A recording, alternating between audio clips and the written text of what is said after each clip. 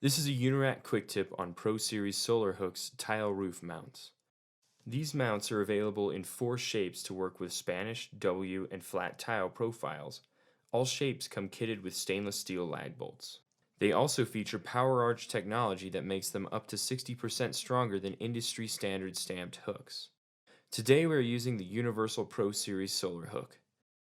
Once you have the layout complete, remove the tiles around the mount locations. Locate and mark the rafter, then test fit the hook.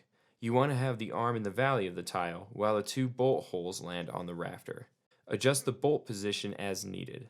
With the hook positioned, drill pilot holes with a 3/16 inch bit. Then remove the hook and clean away any debris or dust. Backfill the holes with roofing sealant, reposition the hook, and secure with the included lag screws.